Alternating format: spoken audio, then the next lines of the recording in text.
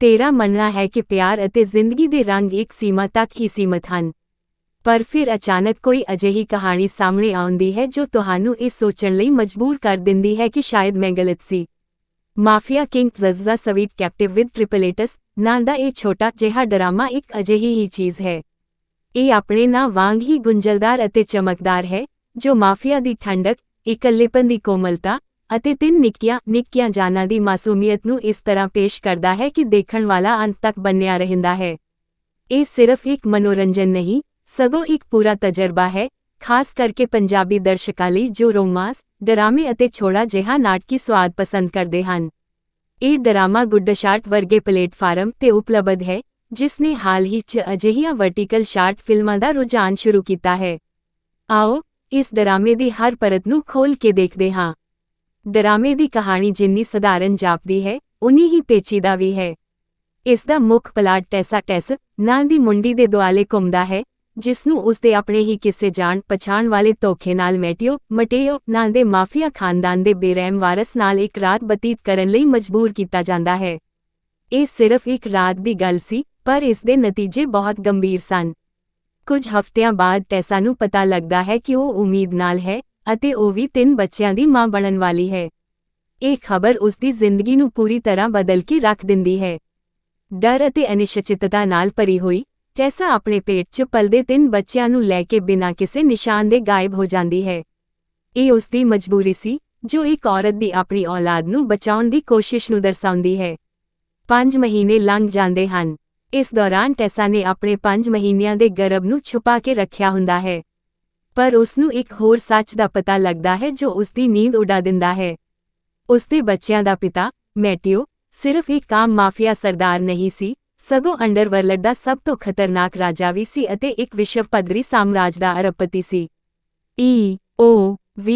ਇਹ ਦੋਹਰੀ ਪਛਾਣ, ਡੁਅਲ ਆਈਡੈਂਟਿਟੀ, ਡਰਾਮੇ 'ਚ ਇੱਕ ਮਹੱਤਵਪੂਰਨ ਮੋੜ ਲਿਆਉਂਦੀ ਹੈ। ਮੈਟਿਓ ਦਾ ਕਿਰਦਾਰ ਹੁਣ ਸਿਰਫ ਇੱਕ ਖੂੰਖਾਰ ਮਾਫੀਆ ਨਹੀਂ ਰਹਿੰਦਾ, ਸਗੋਂ ਇੱਕ ਅਜਿਹਾ ਸ਼ਖਸ ਬਣ ਜਾਂਦਾ ਹੈ ਜਿਸ ਕੋਲ ਦੁਨਿਆਵੀ ਤਾਕਤ ਅਤੇ ਅੰਡਰਵਰਲਡ ਦਾ ਡਰ ਦੋਵੇਂ ਹਨ। ਫਿਰ ਉਹ ਦੁਬਾਰਾ ਇਕੱਠੇ ਹੁੰਦੇ ਹਨ। ਦਰਸ਼ਕ ਉਮੀਦ ਕਰਦੇ ਹਨ ਕਿ ਹੁਣ ਮੈਟਿਓ ਟੈਸਾ ਤੋਂ ਬਦਲਾ ਲਵੇਗਾ, ਪਰ ਨਹੀਂ, ਕਹਾਣੀ ਦੀ ਦਿਲਚਸਪੀ ਇੱਥੇ ਹੈ। ਮੈਟਿਓ ਉਸਨੂੰ ਆਪਣੇ ਪਰਿਵਾਰ ਦਾ ਹਿੱਸਾ ਬਣਾਉਣ ਲਈ ਵਚਨਬੱਧ ਹੈ। ਇਹ ਬਦਲਾ ਤੋਂ ਪਿਆਰ ਵੱਲ ਦਾ ਇੱਕ ਅਜਿਹਾ ਸਫ਼ਰ ਹੈ, ਜੋ ਡਰਾਮੇ ਨੂੰ ਇੱਕ ਵੱਖਰੀ ਦਿਸ਼ਾ ਦਿੰਦਾ ਹੈ। ਇਹ ਬਹੁਤ ਵੱਡਾ ਸਵਾਲ ਛੱਡਦਾ ਹੈ ਕਿ ਟੈਸਾ ਉਸ ਆਦਮੀ 'ਤੇ ਭਰੋਸਾ ਕਰ ਸਕਦੀ ਹੈ, ਜਿਸ ਤੋਂ ਉਹ ਇੱਕ ਸਮੇਂ ਡਰਦੀ ਸੀ। ਇਹੀ ਸਵਾਲ ਡਰਾਮੇ ਨੂੰ ਅੰਤ ਤੱਕ ਰੋਮਾਂਚਕ ਬਣਾਈ ਰੱਖਦਾ ਹੈ। ਜੇ ਅਸੀਂ ਡਰਾਮੇ ਦੇ ਕਲਾਕਾਰਾਂ ਦੀ ਗੱਲ ਕਰੀਏ, ਤਾਂ ਇਹ ਇੱਕ ਮਿਸ਼ਰਤ ਤਸਵੀਰ ਪੇਸ਼ ਕਰਦਾ ਹੈ। ਖੋਜ 'ਚ ਪਤਾ ਲੱਗਦਾ ਹੈ ਕਿ ਅਲੈਕਸ ਰੈਡੀ ਅਤੇ ਨਿਕ ਕੈਰੂਚੀਓ ਵਰਗੇ ਅਦਾਕਾਰ ਅਜਿਹੀਆਂ ਵੈਬ ਲੜੀਵਾਂ ਦਾ ਹਿੱਸਾ ਰਹੇ ਹਨ। ਹੋ ਸਕਦਾ ਹੈ ਕਿ ਉਹੀ ਅਦਾਕਾਰ ਇਸ ਡਰਾਮੇ 'ਚ ਵੀ ਹੋਣ। ਮੁੱਖ ਜੋੜੀ ਦੀ ਅਦਾਕਾਰੀ ਨੂੰ ਲੈ ਕੇ ਵੱਖ-ਵੱਖ ਰਾਏ ਹਨ। ਕੁਝ ਦਰਸ਼ਕਾਂ ਨੇ ਅਭਿਨੈ ਨੂੰ ਗੁੱਡ ਤਾਂ ਕਿਹਾ ਹੈ, ਪਰ ਨਾਲ ਹੀ ਇਹ ਵੀ ਕਿਹਾ ਹੈ ਕਿ ਇਹ ਪ੍ਰਭਾਵਸ਼ਾਲੀ ਇੰਪੈਕਟਫੁਲ ਨਹੀਂ ਸੀ। ਇਸ ਦਾ ਮਤਲਬ ਹੈ ਕਿ ਅਦਾਕਾਰਾਂ ਨੇ ਆਪਣਾ ਕੰਮ ਤਾਂ ਠੀਕ ਕੀਤਾ, ਪਰ ਉਹ ਦਰਸ਼ਕਾਂ ਦੇ ਦਿਲਾਂ 'ਤੇ ਉਨੀ ਡੂੰਘੀ ਛਾਪ ਨਹੀਂ ਛੱਡ ਸਕੇ, ਜਿੰਨੀ ਇਸ ਕਿਸਮ ਦੀ ਕਹਾਣੀ ਨੂੰ ਬੁਲੰਦੀਆਂ 'ਤੇ ਪਹੁੰਚਾਉਣ ਲਈ ਚਾਹੀਦੀ ਹੈ। ਦੂਜੇ ਪਾਸੇ, ਸਹਾਇਕ ਕਲਾਕਾਰਾਂ, ਸਪੋਰਟਿੰਗ ਕੈਰੈਕਟਰਸ ਦੇ ਅਭਿਨੈ ਬਾਰੇ ਆਲੋਚਨਾ ਵੀ ਹੈ। ਉਨ੍ਹਾਂ ਦਾ ਅਭਿਨੈ ਕੜਾ, ਅਸਟਿਫ ਦੱਸਿਆ ਗਿਆ ਹੈ, ਭਾਵ ਉਹ ਆਪਣੇ ਕਿਰਦਾਰਾਂ 'ਚ ਪੂਰੀ ਤਰ੍ਹਾਂ ਨਹੀਂ ਘੁਲੇ। ਇਸ ਨਾਲ ਡਰਾਮੇ ਦੀ ਸਮੁੱਚੀ ਗੁਣਵੱਤਾ 'ਤੇ ਕੁਝ ਮਾੜਾ ਅਸਰ ਪੈਂਦਾ ਹੈ। ਹਾਲਾਂਕਿ, ਇਹ ਨੋਟ ਕਰਨਾ ਵੀ ਜ਼ਰੂਰੀ ਹੈ ਕਿ ਕੁਝ ਆਲੋਚਕਾਂ ਨੇ ਇਸ ਦੇ ਕੁਝ ਐਪੀਸੋਡਾਂ ਨੂੰ ਬਹੁਤ ਵਧੀਆ ਕਿਹਾ ਹੈ। ਡਰਾਮੇ ਦਾ ਸੰਵਾਦ ਅਤੇ ਸਕ੍ਰਿਪਟ ਵੀ ਉਨੀ ਹੀ ਮਹੱਤਵਪੂਰਨ ਹੈ। ਆਲੋਚਕਾਂ ਦਾ ਕਹਿਣਾ ਹੈ ਕਿ ਅੰਗਰੇਜ਼ੀ ਦਾ ਸੰਵਾਦ, ਇੰਗਲਿਸ਼ ਡਾਇਲੌਗ, ਅਸੁਭਾਵਿਕ, ਅਨਨੈਚੁਰਲ ਅਤੇ ਜੁਵੇਨਾਈਲ ਲੱਗਦਾ ਹੈ। ਇਸ ਤੋਂ ਪਤਾ ਲੱਗਦਾ ਹੈ ਕਿ ਲੇਖਕਾਂ ਨੇ ਕੁਦਰਤੀ ਅਤੇ ਪੱਕੇ ਸੰਵਾਦ ਲਿਖਣ 'ਚ ਕੋਤਾਹੀ ਕੀਤੀ ਹੈ, ਜੋ ਅਕਸਰ ਦਰਸ਼ਕਾਂ ਨੂੰ ਕਹਾਣੀ 'ਚ ਗਵਾਚਣ ਤੋਂ ਰੋਕਦੀ ਹੈ। ਇਸ ਤੋਂ ਇਲਾਵਾ, ਇੱਕ ਆਲੋਚਨਾ ਇਹ ਵੀ ਹੈ ਕਿ ਪਹਿਲੇ ਕੁਝ ਐਪੀਸੋਡ 'ਚ ਇੰਨੇ ਸਾਰੇ ਕਿਰਦਾਰ ਅਤੇ ਰਾਜਨੀਤਿਕ ਸਬੰਧ ਪੋਲੀਟੀਕਲ ਰਿਲੇਸ਼ਨਸ਼ਿਪਸ ਪੇਸ਼ ਕਰ ਦਿੱਤੇ ਜਾਂਦੇ ਹਨ ਕਿ ਇਹ ਇੱਕ ਵੱਡੀ ਉਲਝਣ, ਕਲਾਈਮੈਕਸ ਜਾਂ ਸੰਘਰਸ਼ ਮੇਜਰ ਕੌਨਫਲਿਕਟ ਪੈਦਾ ਕਰਨ 'ਚ ਅਸਫਲ ਰਹਿੰਦੇ ਹਨ, ਜੋ ਦਰਸ਼ਕਾਂ ਨੂੰ ਖਿੱਚ ਸਕੇ। ਇਹ ਡਰਾਮੇ ਦੇ ਸ਼ੁਰੂਆਤੀ ਪੜਾਅ ਨੂੰ ਕਮਜ਼ੋਰ ਬਣਾਉਂਦਾ ਹੈ, ਪਰ ਫਿਰ ਵੀ, ਬਹੁਤ ਸਾਰੇ ਦਰਸ਼ਕਾਂ ਨੂੰ ਸਕ੍ਰਿਪਟ 'ਚ ਕਾਫੀ ਗੁਣ ਮਿਲੇ ਹਨ। ਕੁਝ ਨੇ ਇਸ ਨੂੰ ਬਹੁਤ ਵਧੀਆ ਲਿਖਤ, ਗ੍ਰੇਟ ਸਕ੍ਰਿਪਟ ਅਤੇ ਸ਼ਾਨਦਾਰ ਫੈਂਟੈਸਟਿਕ ਵਿਜ਼ੂਅਲਸ ਕਿਹਾ ਹੈ। ਇਹ ਦਰਸਾਉਂਦਾ ਹੈ ਕਿ ਡਰਾਮੇ ਦੀ ਤਕਨੀਕੀ ਪੱਖ ਬਹੁਤ ਮਜ਼ਬੂਤ ਹੈ, ਭਾਵੇਂ ਕਹਾਣੀ ਲਿਖਣ ਅਤੇ ਸੰਵਾਦਾਂ 'ਚ ਕੁਝ ਕਮੀਆਂ ਹਨ। ਹੁਣ ਆਉਂਦੇ ਹਾਂ ਡਰਾਮੇ ਦੇ ਥੀਮ ਅਤੇ ਪ੍ਰਸੰਗ ਥੀਮ ਐਂਡ ਕੰਟੈਕਸਟ ਤੇ। ਇਸ ਦਾ ਮੂਲ ਥੀਮ ਪਿਆਰ, ਭਰੋਸਾ ਅਤੇ ਪਰਿਵਾਰ ਦੇ ਆਲੇ ਦੁਆਲੇ ਘੁੰਮਦਾ ਹੈ। ਟੈਸਾ, ਜੋ ਇੱਕ ਮਜਬੂਰ ਔਰਤ ਸੀ, ਇਕਾਂਤਵਾਸ ਹੋ ਕੇ ਆਪਣੇ ਬੱਚਿਆਂ ਨੂੰ ਜਨਮ ਦਿੰਦੀ ਹੈ। ਉਸ ਦਾ ਸੰਘਰਸ਼ ਇੱਕ ਅਜਿਹੀ ਮਾਂ ਦੀ ਪੀੜ ਅਤੇ ਹਿੰਮਤ ਨੂੰ ਦਰਸਾਉਂਦਾ ਹੈ ਜੋ ਆਪਣੀ ਜਾਨ ਵੀ ਦੇ ਸਕਦੀ ਹੈ ਪਰ ਆਪਣੇ ਬੱਚਿਆਂ ਨੂੰ ਖਤਰੇ 'ਚ ਨਹੀਂ ਪੈਣ ਦੇਵੇਗੀ। ਦੂਜੇ ਪਾਸੇ ਮੈਟੀਓ ਦਾ ਕਿਰਦਾਰ ਇੱਕ ਅਜਿਹੇ ਸ਼ਖਸ ਨੂੰ ਪੇਸ਼ ਕਰਦਾ ਹੈ ਜੋ ਤਾਕਤ ਦੀ ਉਚਾਈ ਤੇ ਹੈ ਪਰ ਫਿਰ ਵੀ ਉਸ ਦੇ ਅੰਦਰ ਆਪਣੀ ਔਲਾਦ ਅਤੇ ਪਰਿਵਾਰ ਪ੍ਰਤੀ ਪਿਆਰ ਅਤੇ ਜ਼ਿੰਮੇਵਾਰੀ ਦੀ ਭਾਵਨਾ ਜਾਗਦੀ ਹੈ। ਇਹ ਇੱਕ ਆਮ ਮਾਫੀਆ ਰੋਮਾਂਸ ਦੀ ਕਹਾਣੀ ਤੋਂ ਥੋੜ੍ਹਾ ਹਟ ਕੇ ਹੈ ਜਿੱਥੇ ਸਿਰਫ ਐਕਸ਼ਨ ਜਾਂ ਰੋਮਾਂਸ ਹੁੰਦਾ ਹੈ। ਇਹ ਡਰਾਮਾ ਭਾਵਨਾਵਾਂ ਦੇ ਟਕਰਾਅ ਤੇ ਆਧਾਰਿਤ ਹੈ, ਟੈਸਾ ਦਾ ਡਰ ਅਤੇ ਮੈਟੀਓ ਦਾ ਦਬਦਬਾ। ਡਰਾਮੇ ਦੀ ਦਿਲਚਸਪੀ ਅਪੀਲ ਇਸ ਗੱਲ 'ਚ ਹੈ ਕਿ ਇਹ ਤਾਕਤ ਅਤੇ ਕਮਜ਼ੋਰੀ, ਡੇਂਜਰ ਐਂਡ ਵਲਨਰੇਬਿਲਿਟੀ ਨੂੰ ਇੱਕੋ ਪਲੇਟਫਾਰਮ ਤੇ ਪੇਸ਼ ਕਰਦਾ ਹੈ। ਇਹੀ ਇਸ ਦੀ ਖੂਬਸੂਰਤੀ ਹੈ। ਟੈਸਾ ਦੀ ਮਾਸੂਮੀਅਤ, ਉਸ ਦੇ ਪੇਟ 'ਚ ਪਲਦੇ 3 ਬੱਚਿਆਂ ਦੀ ਕੋਮਲਤਾ ਅਤੇ ਮੈਟੀਓ ਦਾ ਮਾਫੀਆਈ ਰੁਤਬਾ, ਇਹ ਸਭ ਇੱਕ ਅਜਿਹਾ ਦ੍ਰਿਸ਼ ਪੈਦਾ ਕਰਦਾ ਹੈ ਜੋ ਦੇਖਣ ਵਾਲੇ ਨੂੰ ਸੋਚਣ ਲਈ ਮਜਬੂਰ ਕਰ ਦਿੰਦਾ ਹੈ। ਇਹ ਸਿਰਫ ਭਾਰਤੀ ਪਰਿਵਾਰਾਂ 'ਚ ਹੀ ਨਹੀਂ ਸਗੋਂ ਵਿਦੇਸ਼ਾਂ 'ਚ ਵੀ ਪ੍ਰਚਲਿਤ ਵਰਟੀਕਲ ਵਰਟੀਕਲ ਡਰਾਮਾਸ ਦਾ ਨਵਾਂ ਰੁਝਾਨ ਦਰਸਾਉਂਦਾ ਹੈ ਜੋ ਸ਼ਾਰਟ, ਇਮੋਸ਼ਨਲ ਕਲਿਪਸ ਤੇ ਕੰਮ ਕਰਦੇ ਹਨ। ਇਸ ਤਰ੍ਹਾਂ ਦੀ ਕਹਾਣੀ ਪੰਜਾਬੀ ਦਰਸ਼ਕਾਂ ਨੂੰ ਇਸ ਲਈ ਆਕਰਸ਼ਿਤ ਕਰ ਸਕਦੀ ਹੈ ਕਿਉਂਕਿ ਇਹ ਪਰਿਵਾਰ, ਮਾਣ ਅਤੇ ਪਿਆਰ ਦੇ ਥੀਮ ਤੇ ਬਣੀ ਹੈ ਜੋ ਪੰਜਾਬੀ ਸੱਭਿਆਚਾਰ ਦਾ ਇੱਕ ਆਮ ਹਿੱਸਾ ਹਨ। ਡਰਾਮੇ ਬਾਰੇ ਦਰਸ਼ਕਾਂ ਦੀ ਰਾਏ ਆਡੀਅנס ਰਿਐਕਸ਼ਨ ਕਾਫੀ ਵੱਖਰੀ ਹੈ ਜੋ ਇਸ ਨੂੰ ਇੱਕ ਗੁੰਝਲਦਾਰ ਕਲਾਕਿਰਤ ਬਣਾਉਂਦੀ ਹੈ। ਇੱਕ ਪਾਸੇ ਕੁਝ ਦਰਸ਼ਕਾਂ ਨੇ ਇਸ ਨੂੰ ਪੂਰੀ ਤਰ੍ਹਾਂ ਰਿਜੈਕਟ ਕੀਤਾ ਹੈ। ਉਹਨਾਂ ਦਾ ਕਹਿਣਾ ਹੈ ਕਿ ਸੀਰੀਜ਼ 'ਚ ਪ੍ਰਚਾਰਿਤ ਕੀਤੇ ਗਏ ਵਿਚਾਰ, ਥੀਮਸ ਬਹੁਤ ਖਤਰਨਾਕ ਅਤੇ ਗੰਦੇ ਡੇਂਜਰਸ ਐਂਡ ਡਰਟੀ ਹਨ। ਇਹ ਉਹ ਲੋਕ ਹਨ ਜੋ ਮਾਫੀਆ ਰੋਮਾਂਸ ਨੂੰ ਇੱਕ ਗਲਤ ਅਤੇ ਅਨੈਤਿਕ ਵਿਧਾ ਮੰਨਦੇ ਹਨ। ਨਾਲ ਹੀ ਕੁਝ ਦਰਸ਼ਕਾਂ ਨੇ ਇਸ ਦੀ ਰੈਪੀਟੀਸ਼ਨ ਤੇ ਰੋਸ ਕੀਤਾ ਹੈ ਅਤੇ ਸੰਵਾਦਾਂ ਨੂੰ ਕਮਜ਼ੋਰ ਜੁਵਨਾਈਲ ਦੱਸਿਆ ਹੈ। ਇੱਕ ਸਮੀਖਿਅਕ ਨੇ ਤਾਂ ਬਹੁਤ ਤਿੱਖੀ ਆਲੋਚਨਾ ਕੀਤੀ ਕਿ ਕਹਾਣੀ ਉੱਪਰਲੀ ਸੁਪਰਫਿਸ਼ਲ ਹੈ, ਅਦਾਕਾਰੀ ਚੰਗੀ ਤਾਂ ਹੈ ਪਰ ਕੋਈ ਖਾਸ ਪ੍ਰਭਾਵ ਨਹੀਂ ਛੱਡਦੀ ਅਤੇ ਪਲਾਟ ਕਮਜ਼ੋਰ ਪਲਾਟ ਵਾਸ ਨਾਟ ਇੰਪ੍ਰੈਸਿਵ ਹੈ। ਅਜਿਹੇ ਦਰਸ਼ਕਾਂ ਲਈ ਇਹ ਸੀਰੀਜ਼ ਸਿਰਫ ਸਮੇਂ ਦੀ ਬਰਬਾਦੀ ਹੈ। ਦੂਜੇ ਪਾਸੇ ਡਰਾਮੇ ਦਾ ਇੱਕ ਵੱਡਾ ਫੈਨ ਬੇਸ ਵੀ ਹੈ। ਬਹੁਤ ਸਾਰੇ ਦਰਸ਼ਕਾਂ ਨੇ ਇਸ ਨੂੰ ਛੁਪਿਆ ਖਜ਼ਾਨਾ ਹਿਡਨ ਜੈਮ ਕਰਾਰ ਦਿੱਤਾ ਹੈ। ਉਹਨਾਂ ਨੇ ਕਾਮੇਡਿਕ ਟਾਈਮਿੰਗ, ਅਦਾਕਾਰੀ ਅਤੇ ਕਹਾਣੀ ਦੀ ਤਾਰੀਫ ਕੀਤੀ ਹੈ। ਕੁਝ ਦਰਸ਼ਕਾਂ ਨੇ ਇਸ ਨੂੰ ਬਹੁਤ ਵਧੀਆ, ਸੋ ਔਸਮ ਅਤੇ ਅਦਭੁਤ ਫੈਂਟੈਸਟਿਕ ਕਿਹਾ ਹੈ। ਇੱਕ ਸਮੀਖਿਅਕ ਨੇ ਆਪਣੀ ਖੁਸ਼ੀ ਦਾ ਇਜ਼ਹਾਰ ਕਰਦੇ ਹੋਏ ਕਿਹਾ, ਬੱਚਾ, ਮੈਂ ਇਸ ਨੂੰ ਦੇਖਦੇ ਰੋ ਪਿਆ crying। ਇਸ ਦਾ ਮਤਲਬ ਹੈ ਕਿ ਡਰਾਮੇ ਵਿੱਚ ਇੱਕ ਅਜਿਹੀ ਡੂੰਘੀ ਪਹੁੰਚ ਇਮੋਸ਼ਨਲ ਡੈਪਥ ਹੈ ਜੋ ਸਖਤ ਤੋਂ ਸਖਤ ਦਿਲ ਨੂੰ ਵੀ ਪਿਘਲਾ ਦਿੰਦੀ ਹੈ।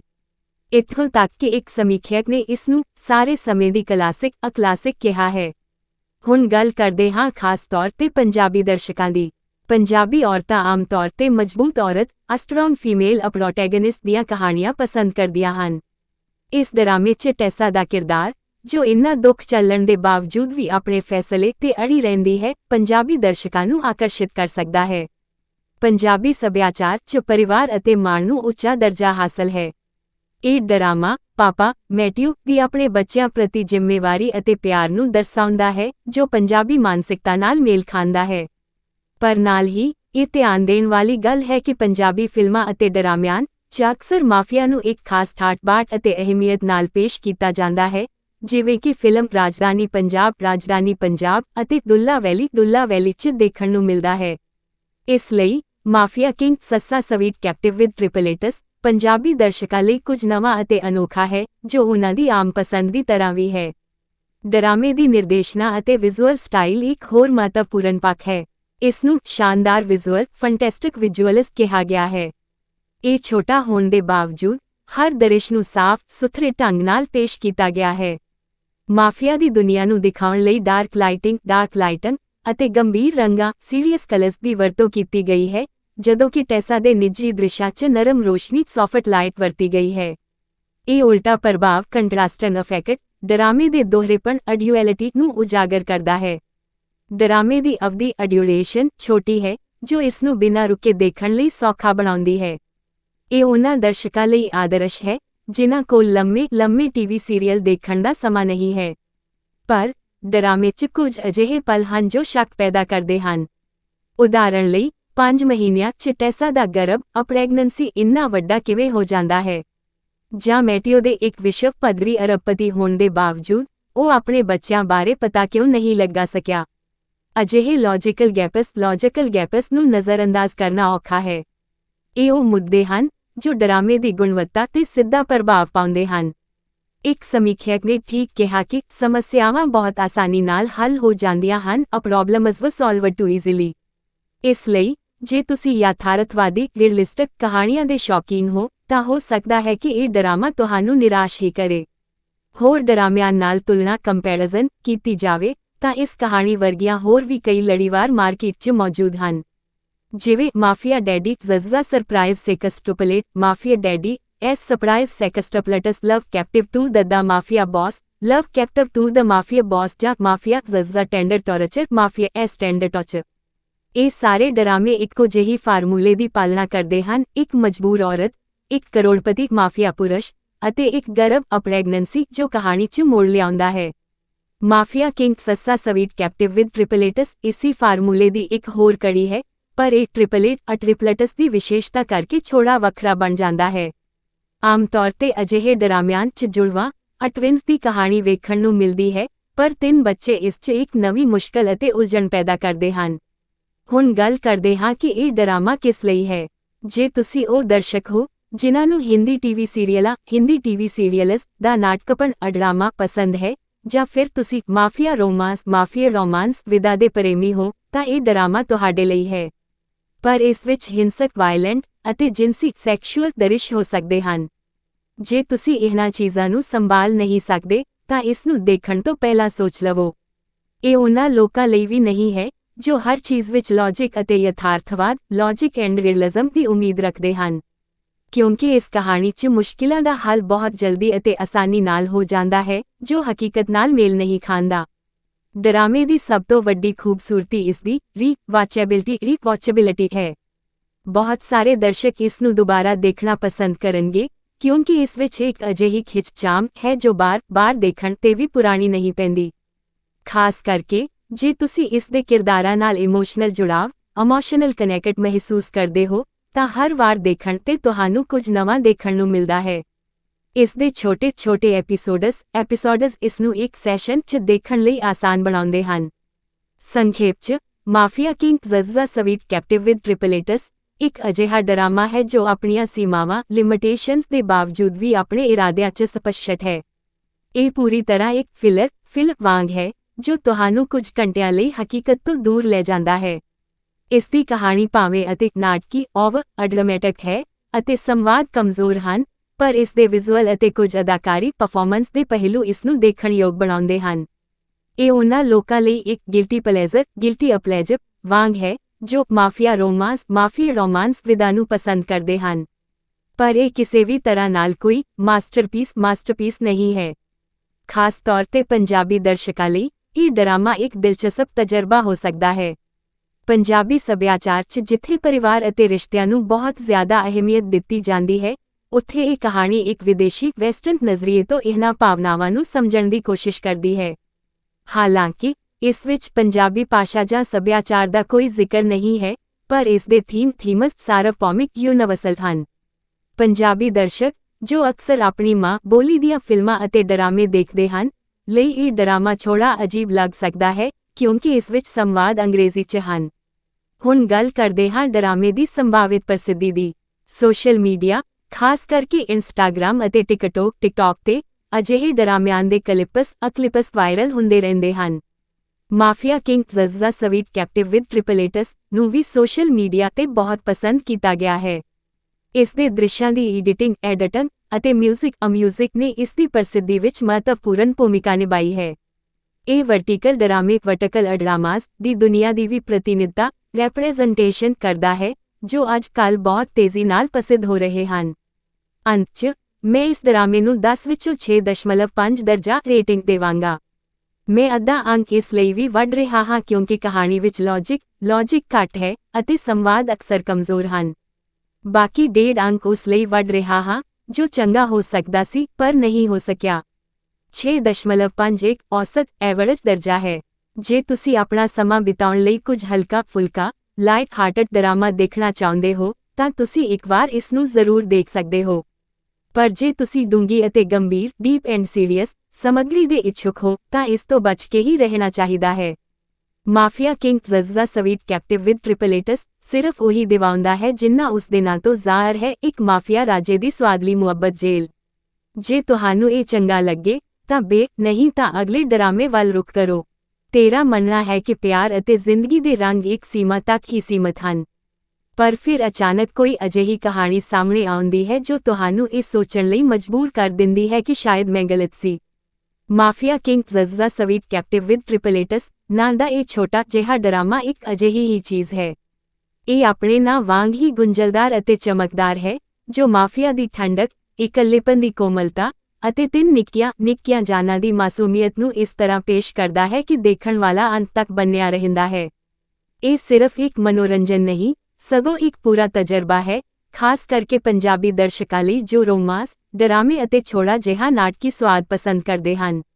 ਇਹ ਡਰਾਮਾ ਗੁੱਡਸ਼ਾਟ ਵਰਗੇ ਪਲੇਟਫਾਰਮ ਤੇ ਉਪਲਬਧ ਹੈ, ਜਿਸ ਨੇ ਹਾਲ ਹੀ 'ਚ ਅਜਿਹੀਆਂ ਵਰਟੀਕਲ ਸ਼ਾਟ ਫਿਲਮਾਂ ਦਾ ਰੁਝਾਨ ਸ਼ੁਰੂ ਕੀਤਾ ਹੈ।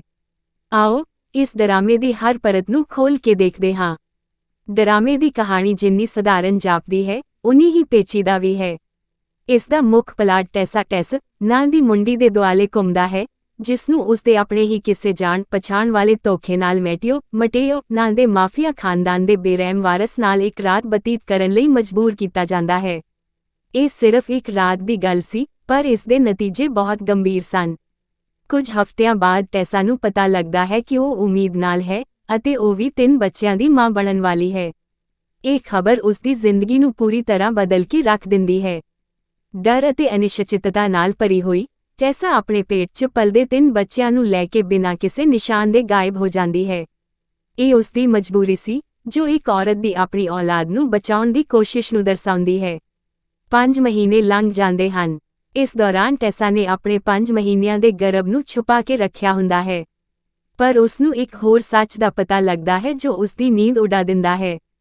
ਉਸਦੇ ਬੱਚਿਆਂ ਦਾ ਪਿਤਾ, ਮੈਟਿਓ, ਸਿਰਫ ਇੱਕ ਆਮ ਮਾਫੀਆ ਸਰਦਾਰ ਨਹੀਂ ਸੀ, ਸਗੋਂ ਅੰਡਰਵਰਲਡ ਦਾ ਸਭ ਤੋਂ ਖਤਰਨਾਕ ਰਾਜਾ ਵੀ ਸੀ ਅਤੇ ਇੱਕ ਵਿਸ਼ਵ ਪੱਧਰੀ ਸਾਮਰਾਜ ਦਾ ਅਰਬਪਤੀ ਸੀ। ਇਹ ਦੋਹਰੀ ਪਛਾਣ ਡੁਅਲ ਆਈਡੈਂਟਿਟੀ ਡਰਾਮੇ 'ਚ ਇੱਕ ਮਹੱਤਵਪੂਰਨ ਮੋੜ ਲਿਆਉਂਦੀ ਹੈ। ਮੈਟਿਓ ਦਾ ਕਿਰਦਾਰ ਹੁਣ ਸਿਰਫ ਇੱਕ ਖੂੰਖਾਰ ਮਾਫੀਆ ਨਹੀਂ ਰਹਿੰਦਾ, ਸਗੋਂ ਇੱਕ ਅਜਿਹਾ ਸ਼ਖਸ ਬਣ ਜਾਂਦਾ ਹੈ ਜਿਸ ਕੋਲ ਦੁਨਿਆਵੀ ਤਾਕਤ ਅਤੇ ਅੰਡਰਵਰਲਡ ਦਾ ਡਰ ਦੋਵੇਂ ਹਨ। ਫਿਰ ਉਹ ਦੁਬਾਰਾ ਇਕੱਠੇ ਹੁੰਦੇ ਹਨ। ਦਰਸ਼ਕ ਉਮੀਦ ਕਰਦੇ ਹਨ ਕਿ ਹੁਣ ਮੈਟਿਓ ਟੈਸਾ ਤੋਂ ਬਦਲਾ ਲਵੇਗਾ, ਪਰ ਨਹੀਂ, ਕਹਾਣੀ ਦੀ ਦਿਲਚਸਪੀ ਇੱਥੇ ਹੈ। ਮੈਟਿਓ ਉਸਨੂੰ ਆਪਣੇ ਪਰਿਵਾਰ ਦਾ ਹਿੱਸਾ ਬਣਾਉਣ ਲਈ ਵਚਨਬੱਧ ਹੈ। ਇਹ ਬਦਲਾ ਤੋਂ ਪਿਆਰ ਵੱਲ ਦਾ ਇੱਕ ਅਜਿਹਾ ਸਫ਼ਰ ਹੈ ਜੋ ਡਰਾਮੇ ਨੂੰ ਇੱਕ ਵੱਖਰੀ ਦਿਸ਼ਾ ਦਿੰਦਾ ਹੈ। ਇਹ ਬਹੁਤ ਵੱਡਾ ਸਵਾਲ ਛੱਡਦਾ ਹੈ ਕਿ ਟੈਸਾ ਉਸ ਆਦਮੀ ਤੇ ਭਰੋਸਾ ਕਰ ਸਕਦੀ ਹੈ ਜਿਸ ਤੋਂ ਉਹ ਇੱਕ ਸਮੇਂ ਡਰਦੀ ਸੀ। ਇਹੀ ਸਵਾਲ ਡਰਾਮੇ ਨੂੰ ਅੰਤ ਤੱਕ ਰੋਮਾਂਚਕ ਬਣਾਈ ਰੱਖਦਾ ਹੈ। ਜੇ ਅਸੀਂ ਡਰਾਮੇ ਦੇ ਕਲਾਕਾਰਾਂ ਦੀ ਗੱਲ ਕਰੀਏ ਤਾਂ ਇਹ ਇੱਕ ਮਿਸ਼ਰਤ ਤਸਵੀਰ ਪੇਸ਼ ਕਰਦਾ ਹੈ। ਖੋਜ 'ਚ ਪਤਾ ਲੱਗਦਾ ਹੈ ਕਿ ਅਲੈਕਸ ਰੈਡੀ ਅਤੇ ਨਿਕ ਕੈਰੂਚੀਓ ਵਰਗੇ ਅਦਾਕਾਰ ਅਜਿਹੀਆਂ ਵੈਬ ਲੜੀਵਾਂ ਦਾ ਹਿੱਸਾ ਰਹੇ ਹਨ। ਹੋ ਸਕਦਾ ਹੈ ਕਿ ਉਹੀ ਅਦਾਕਾਰ ਇਸ ਡਰਾਮੇ 'ਚ ਵੀ ਹੋਣ। ਮੁੱਖ ਜੋੜੀ ਦੀ ਅਦਾਕਾਰੀ ਨੂੰ ਲੈ ਕੇ ਵੱਖ-ਵੱਖ ਰਾਏ ਹਨ। ਕੁਝ ਦਰਸ਼ਕਾਂ ਨੇ ਅਭਿਨੈ ਨੂੰ ਗੁੱਡ ਤਾਂ ਕਿਹਾ ਹੈ, ਪਰ ਨਾਲ ਹੀ ਇਹ ਵੀ ਕਿਹਾ ਹੈ ਕਿ ਇਹ ਪ੍ਰਭਾਵਸ਼ਾਲੀ ਇੰਪੈਕਟਫੁਲ ਨਹੀਂ ਸੀ। ਇਸ ਦਾ ਮਤਲਬ ਹੈ ਕਿ ਅਦਾਕਾਰਾਂ ਨੇ ਆਪਣਾ ਕੰਮ ਤਾਂ ਠੀਕ ਕੀਤਾ, ਪਰ ਉਹ ਦਰਸ਼ਕਾਂ ਦੇ ਦਿਲਾਂ ਤੇ ਉਨੀ ਡੂੰਘੀ ਛਾਪ ਨਹੀਂ ਛੱਡ ਸਕੇ ਜਿੰਨੀ ਇਸ ਕਿਸਮ ਦੀ ਕਹਾਣੀ ਨੂੰ ਬੁਲੰਦੀਆਂ ਤੇ ਪਹੁੰਚਾਉਣ ਲਈ ਚਾਹੀਦੀ ਹੈ। ਦੂਜੇ ਪਾਸੇ ਸਹਾਇਕ ਕਲਾਕਾਰਾਂ, ਸਪੋਰਟਿੰਗ ਕੈਰੈਕਟਰਸ ਦੇ ਅਭਿਨੈ ਬਾਰੇ ਆਲੋਚਨਾ ਵੀ ਹੈ। ਉਨ੍ਹਾਂ ਦਾ ਅਭਿਨੈ ਕੜਾ, ਅਸਟਿਫ ਦੱਸਿਆ ਗਿਆ ਹੈ, ਭਾਵ ਉਹ ਆਪਣੇ ਕਿਰਦਾਰਾਂ 'ਚ ਪੂਰੀ ਤਰ੍ਹਾਂ ਨਹੀਂ ਖੁੱਲੇ। ਇਸ ਨਾਲ ਡਰਾਮੇ ਦੀ ਸਮੁੱਚੀ ਗੁਣਵੱਤਾ ਤੇ ਕੁਝ ਮਾੜਾ ਅਸਰ ਪੈਂਦਾ ਹੈ। ਹਾਲਾਂਕਿ ਇਹ ਨੋਟ ਕਰਨਾ ਵੀ ਜ਼ਰੂਰੀ ਹੈ ਕਿ ਕੁਝ ਆਲੋਚਕਾਂ ਨੇ ਇਸ ਦੇ ਕੁਝ ਐਪੀਸੋਡਾਂ ਨੂੰ ਬਹੁਤ ਵਧੀਆ ਕਿਹਾ ਹੈ। ਡਰਾਮੇ ਦਾ ਸੰਵਾਦ ਅਤੇ ਸਕ੍ਰਿਪਟ ਵੀ ਉਨੀ ਹੀ ਮਹੱਤਵਪੂਰਨ ਹੈ। ਆਲੋਚਕਾਂ ਦਾ ਕਹਿਣਾ ਹੈ ਕਿ ਅੰਗਰੇਜ਼ੀ ਦਾ ਸੰਵਾਦ ਇੰਗਲਿਸ਼ ਡਾਇਲੌਗ ਅਸੁਭਾਵਿਕ, ਅਨਨੈਚੁਰਲ ਅਤੇ ਜੁਵਨਾਈਲ ਲੱਗਦਾ ਹੈ। ਇਸ ਤੋਂ ਪਤਾ ਲੱਗਦਾ ਹੈ ਕਿ ਲੇਖਕਾਂ ਨੇ ਕੁਦਰਤੀ ਅਤੇ ਪੱਕੇ ਸੰਵਾਦ ਲਿਖਣ 'ਚ ਕੋਤਾਹੀ ਕੀਤੀ ਹੈ, ਜੋ ਅਕਸਰ ਦਰਸ਼ਕਾਂ ਨੂੰ ਕਹਾਣੀ 'ਚ ਗਵਾਚਣ ਤੋਂ ਰੋਕਦੀ ਹੈ। ਇਸ ਤੋਂ ਇਲਾਵਾ ਇੱਕ ਆਲੋਚਨਾ ਇਹ ਵੀ ਹੈ ਕਿ ਪਹਿਲੇ ਕੁਝ ਐਪੀਸੋਡ 'ਚ ਇੰਨੇ ਸਾਰੇ ਕਿਰਦਾਰ ਅਤੇ ਰਾਜਨੀਤਿਕ ਸਬੰਧ ਪੋਲੀਟੀਕਲ ਰਿਲੇਸ਼ਨਸ਼ਿਪਸ ਪੇਸ਼ ਕਰ ਦਿੱਤੇ ਜਾਂਦੇ ਹਨ ਕਿ ਇਹ ਇੱਕ ਵੱਡੀ ਉਲਝਣ ਕਲਾਈਮੈਕਸ ਜਾਂ ਸੰਘਰਸ਼ ਮੇਜਰ ਕੌਨਫਲਿਕਟ ਪੈਦਾ ਕਰਨ 'ਚ ਅਸਫਲ ਰਹਿੰਦੇ ਹਨ ਜੋ ਦਰਸ਼ਕਾਂ ਨੂੰ ਖਿੱਚ ਸਕੇ। ਇਹ ਡਰਾਮੇ ਦੇ ਸ਼ੁਰੂਆਤੀ ਪੜਾਅ ਨੂੰ ਕਮਜ਼ੋਰ ਬਣਾਉਂਦਾ ਹੈ, ਪਰ ਫਿਰ ਵੀ ਬਹੁਤ ਸਾਰੇ ਦਰਸ਼ਕਾਂ ਨੂੰ ਸਕ੍ਰਿਪਟ 'ਚ ਕਾਫੀ ਗੁਣ ਮਿਲੇ ਹਨ। ਕੁਝ ਨੇ ਇਸ ਨੂੰ ਬਹੁਤ ਵਧੀਆ ਲਿਖਤ, ਅਗਰੇਟ ਸਕ੍ਰਿਪਟ ਅਤੇ ਸ਼ਾਨਦਾਰ ਵਿਜ਼ੂਅਲ ਫੈਂਟੈਸਟਿਕ ਵਿਜ਼ੂਅਲਸ ਕਿਹਾ ਹੈ। ਇਹ ਦਰਸਾਉਂਦਾ ਹੈ ਕਿ ਡਰਾਮੇ ਦੀ ਤਕਨੀਕੀ ਪੱਖ ਬਹੁਤ ਮਜ਼ਬੂਤ ਹੈ, ਭਾਵੇਂ ਕਹਾਣੀ ਲਿਖਣ ਅਤੇ ਸੰਵਾਦਾਂ 'ਚ ਕੁਝ ਕਮੀਆਂ ਹਨ। ਹੁਣ ਆਉਂਦੇ ਹਾਂ ਡਰਾਮੇ ਦੇ ਥੀਮ ਅਤੇ ਪ੍ਰਸੰਗ ਥੀਮ ਐਂਡ ਕੰਟੈਕਸਟ ਤੇ। ਇਸ ਦਾ ਮੂਲ ਥੀਮ ਪਿਆਰ, ਭਰੋਸਾ ਅਤੇ ਪਰਿਵਾਰ ਦੇ ਆਲੇ ਦੁਆਲੇ ਘੁੰਮਦਾ ਹੈ। ਟੈਸਾ, ਜੋ ਇੱਕ ਮਜਬੂਰ ਔਰਤ ਸੀ, ਇਕਾਂਤਵਾਸ ਹੋ ਕੇ ਆਪਣੇ ਬੱਚਿਆਂ ਨੂੰ ਜਨਮ ਦਿੰਦੀ ਹੈ। ਉਸ ਦਾ ਸੰਘਰਸ਼ ਇੱਕ ਅਜਿਹੀ ਮਾਂ ਦੀ ਪੀੜ ਅਤੇ ਹਿੰਮਤ ਨੂੰ ਦਰਸਾਉਂਦਾ ਹੈ ਜੋ ਆਪਣੀ ਜਾਨ ਵੀ ਦੇ ਸਕਦੀ ਹੈ ਪਰ ਆਪਣੇ ਬੱਚਿਆਂ ਨੂੰ ਖਤਰੇ 'ਚ ਨਹੀਂ ਪੈਣ ਦੇਵੇਗੀ। ਦੂਜੇ ਪਾਸੇ ਮੈਟਿਓ ਦਾ ਕਿਰਦਾਰ ਇੱਕ ਅਜਿਹੇ ਸ਼ਖਸ ਨੂੰ ਪੇਸ਼ ਕਰਦਾ ਹੈ ਜੋ ਤਾਕਤ ਦੀ ਉਚਾਈ ਤੇ ਹੈ ਪਰ ਫਿਰ ਵੀ ਉਸ ਦੇ ਅੰਦਰ ਆਪਣੀ ਔਲਾਦ ਅਤੇ ਪਰਿਵਾਰ ਪ੍ਰਤੀ ਪਿਆਰ ਅਤੇ ਜ਼ਿੰਮੇਵਾਰੀ ਦੀ ਭਾਵਨਾ ਜਾਗਦੀ ਹੈ। ਇਹ ਇੱਕ ਕਾਮ ਮਾਫੀਆ ਰੋਮਾਂਸ ਦੀ ਕਹਾਣੀ ਤੋਂ ਥੋੜ੍ਹਾ ਹਟ ਕੇ ਹੈ ਜਿੱਥੇ ਸਿਰਫ ਐਕਸ਼ਨ ਜਾਂ ਰੋਮਾਂਸ ਹੁੰਦਾ ਹੈ। ਇਹ ਡਰਾਮਾ ਭਾਵਨਾਵਾਂ ਦੇ ਟਕਰਾਅ ਤੇ ਆਧਾਰਿਤ ਹੈ, ਟੈਸਾ ਦਾ ਡਰ ਅਤੇ ਮੈਟਿਓ ਦਾ ਦਬਦਬਾ। ਡਰਾਮੇ ਦੀ ਦਿਲਚਸਪੀ ਅਪੀਲ ਇਸ ਗੱਲ 'ਚ ਹੈ ਕਿ ਇਹ ਤਾਕਤ ਅਤੇ ਕਮਜ਼ੋਰੀ, ਡੇਂਜਰ ਐਂਡ ਵਲਨਰੇਬਿਲਿਟੀ ਨੂੰ ਇੱਕੋ ਪਲੇਟਫਾਰਮ ਤੇ ਪੇਸ਼ ਕਰਦਾ ਹੈ। ਇਹੀ ਇਸ ਦੀ ਖੂਬਸੂਰਤੀ ਹੈ। ਟੈਸਾ ਦੀ ਮਾਸੂਮੀਅਤ, ਉਸ ਦੇ ਪੇਟ 'ਚ ਪਲਦੇ 3 ਬੱਚਿਆਂ ਦੀ ਕੋਮਲਤਾ ਅਤੇ ਮੈਟਿਓ ਦਾ ਮਾਫੀਆਈ ਰੁਤਬਾ, ਇਹ ਸਭ ਇੱਕ ਅਜਿਹਾ ਦ੍ਰਿਸ਼ ਪੈਦਾ ਕਰਦਾ ਹੈ ਜੋ ਦੇਖਣ ਵਾਲੇ ਨੂੰ ਸੋਚਣ ਲਈ ਮਜਬੂਰ ਕਰ ਦਿੰਦਾ ਹੈ। ਇਹ ਸਿਰਫ ਭਾਰਤੀ ਪਰਿਵਾਰਾਂ 'ਚ ਹੀ ਨਹੀਂ, ਸਗੋਂ ਵਿਦੇਸ਼ਾਂ 'ਚ ਵੀ ਪ੍ਰਚਲਿਤ ਵਰਟੀਕਲ ਡਰਾਮਾਸ ਦਾ ਨਵਾਂ ਰੁਝਾਨ ਦਰਸਾਉਂਦਾ ਹੈ ਜੋ ਇਮੋਸ਼ਨਲ ਕਲਿਪਸ ਤੇ ਕੰਮ ਕਰਦੇ ਹਨ। ਇਸ ਤਰ੍ਹਾਂ ਦੀ ਕਹਾਣੀ ਪੰਜਾਬੀ ਦਰਸ਼ਕਾਂ ਨੂੰ ਇਸ ਲਈ ਆਕਰਸ਼ਿਤ ਕਰ ਸਕਦੀ ਹੈ ਕਿਉਂਕਿ ਇਹ ਪਰਿਵਾਰ, ਮਾਣ ਅਤੇ ਪਿਆਰ ਦੇ ਥੀਮ ਤੇ ਬਣੀ ਹੈ ਜੋ ਪੰਜਾਬੀ ਸੱਭਿਆਚਾਰ ਦਾ ਇੱਕ ਆਮ ਹਿੱਸਾ ਹਨ। ਡਰਾਮੇ ਬਾਰੇ ਦਰਸ਼ਕਾਂ ਦੀ ਰਾਏ ਆਡੀਅנס ਰਿਐਕਸ਼ਨ ਕਾਫੀ ਵੱਖਰੀ ਹੈ ਜੋ ਇਸ ਨੂੰ ਇੱਕ ਗੁੰਝਲਦਾਰ ਕਲਾਕਿਰਤ ਬਣਾਉਂਦੀ ਹੈ। ਇੱਕ ਪਾਸੇ ਕੁਝ ਦਰਸ਼ਕਾਂ ਨੇ ਇਸ ਨੂੰ ਪੂਰੀ ਤਰ੍ਹਾਂ ਰਿਜੈਕਟ ਕੀਤਾ ਹੈ। ਉਹਨਾਂ ਦਾ ਕਹਿਣਾ ਹੈ ਕਿ ਸੀਰੀਜ਼ 'ਚ ਪ੍ਰਚਾਰਿਤ ਕੀਤੇ ਗਏ ਵਿਚਾਰ, ਥੀਮਸ ਬਹੁਤ ਖਤਰਨਾਕ ਅਤੇ ਗੰਦੇ ਡੇਂਜਰਸ ਐਂਡ ਡਰਟੀ ਹਨ। ਇਹ ਉਹ ਲੋਕ ਹਨ ਜੋ ਮਾਫੀਆ ਰੋਮਾਂਸ ਨੂੰ ਇੱਕ ਗਲਤ ਅਤੇ ਅਨੈਤਿਕ ਵਿਧਾ ਮੰਨਦੇ ਹਨ। ਨਾਲ ਹੀ ਕੁਝ ਦਰਸ਼ਕਾਂ ਨੇ ਇਸ ਦੀ ਰੈਪੀਟੀਸ਼ਨ ਤੇ ਰੋਸ ਕੀਤਾ ਹੈ ਅਤੇ ਸੰਵਾਦਾਂ ਨੂੰ ਕਮਜ਼ੋਰ ਜੁਵਨਾਈਲ ਦੱਸਿਆ ਹੈ। ਇੱਕ ਸਮੀਖਿਅਕ ਨੇ ਤਾਂ ਬਹੁਤ ਤਿੱਖੀ ਆਲੋਚਨਾ ਕੀਤੀ ਕਿ ਕਹਾਣੀ ਉੱਪਰਲੀ ਸੁਪਰਫਿਸ਼ਲ ਹੈ, ਅਦਾਕਾਰੀ ਚੰਗੀ ਤਾਂ ਹੈ ਪਰ ਕੋਈ ਖਾਸ ਪ੍ਰਭਾਵ ਨਹੀਂ ਛੱਡਦੀ ਅਤੇ ਪਲਾਟ ਕਮਜ਼ੋਰ ਪਲਾਟ ਵਾਸ ਨਾਟ ਇੰਪ੍ਰੈਸਿਵ ਹੈ। ਅਜਿਹੇ ਦਰਸ਼ਕਾਂ ਲਈ ਇਹ ਸੀਰੀਜ਼ ਸਿਰਫ ਸਮੇਂ ਦੀ ਬਰਬਾਦੀ ਹੈ। ਦੂਜੇ ਪਾਸੇ ਡਰਾਮੇ ਦਾ ਇੱਕ ਵੱਡਾ ਫੈਨ ਬੇਸ ਵੀ ਹੈ। ਬਹੁਤ ਸਾਰੇ ਦਰਸ਼ਕਾਂ ਨੇ ਇਸ ਨੂੰ ਛੁਪਿਆ ਖਜ਼ਾਨਾ ਹਿਡਨ ਜੈਮ ਕਰਾਰ ਦਿੱਤਾ ਹੈ। ਉਹਨਾਂ ਨੇ ਕਮੇਡਿਕ ਟਾਈਮਿੰਗ, ਅਦਾਕਾਰੀ ਅਤੇ ਕਹਾਣੀ ਦੀ ਤਾਰੀਫ ਕੀਤੀ ਹੈ। ਕੁਝ ਦਰਸ਼ਕਾਂ ਨੇ ਇਸ ਨੂੰ ਬਹੁਤ ਵਧੀਆ, ਔਸਮ ਅਤੇ ਅਦਭੁਤ ਫੈਂਟੈਸਟਿਕ ਕਿਹਾ ਹੈ। ਇੱਕ ਸਮੀਖਿਅਕ ਨੇ ਆਪਣੀ ਖੁਸ਼ੀ ਦਾ ਇਜ਼ਹਾਰ ਕਰਦੇ ਹੋਏ ਕਿਹਾ, ਬੱਚਾ, ਮੈਂ ਇਸ ਨੂੰ ਦੇਖਦੇ ਰੋ ਪਿਆ .why ਇਸ ਦਾ ਮਤਲਬ ਹੈ ਕਿ ਡਰਾਮੇ ਵਿੱਚ ਇੱਕ ਅਜਿਹੀ ਡੂੰਘੀ ਪਹੁੰਚ ਇਮੋਸ਼ਨਲ ਡੈਪਥ ਹੈ ਜੋ ਸਖਤ ਤੋਂ ਸਖਤ ਦਿਲ ਨੂੰ ਵੀ ਪਿਘਲਾ ਦਿੰਦੀ ਹੈ। ਇੱਥੋਂ ਤੱਕ ਕਿ ਇੱਕ ਸਮੀਖਿਅਕ ਨੇ ਇਸ ਨੂੰ ਸਾਰੇ ਸਮੇਂ ਦੀ ਕਲਾਸਿਕ ਕਿਹਾ ਹੈ। ਹੁਣ ਗੱਲ ਕਰਦੇ ਹਾਂ ਖਾਸ ਤੌਰ ਤੇ ਪੰਜਾਬੀ ਦਰਸ਼ਕਾਂ ਦੀ। ਪੰਜਾਬੀ ਔਰਤਾਂ ਆਮ ਤੌਰ ਤੇ ਮਜ਼ਬੂਤ ਔਰਤ, ਸਟਰੋਂਗ ਫੀਮੇਲ ਪ੍ਰੋਟੈਗਨਿਸਟ ਦੀਆਂ ਕਹਾਣੀਆਂ ਪਸੰਦ ਕਰਦੀਆਂ ਹਨ। ਇਸ ਡਰਾਮੇ 'ਚ ਟੈਸਾ ਦਾ ਕਿਰਦਾਰ, ਜੋ ਇੰਨਾ ਦੁੱਖ ਝੱਲਣ ਦੇ ਬਾਵਜੂਦ ਵੀ ਆਪਣੇ ਫੈਸਲੇ ਤੇ ਅੜੀ ਰਹਿੰਦੀ ਹੈ, ਪੰਜਾਬੀ ਦਰਸ਼ਕਾਂ ਨੂੰ ਆਕਰਸ਼ਿਤ ਕਰ ਸਕਦਾ ਹੈ। ਪੰਜਾਬੀ ਸੱਭਿਆਚਾਰ 'ਚ ਪਰਿਵਾਰ ਅਤੇ ਮਾਣ ਨੂੰ ਉੱਚਾ ਦਰਜਾ ਹਾਸਲ ਹੈ। ਇਹ ਡਰਾਮਾ ਪਾਪਾ ਮੈਟਿਓ ਦੀ ਆਪਣੇ ਬੱਚਿਆਂ ਪ੍ਰਤੀ ਜ਼ਿੰਮੇਵਾਰੀ ਅਤੇ ਪਿਆਰ ਨੂੰ ਦਰਸਾਉਂਦਾ ਹੈ ਜੋ ਪੰਜਾਬੀ ਮਾਨਸਿਕਤਾ ਨਾਲ ਮੇਲ ਖਾਂਦਾ ਹੈ।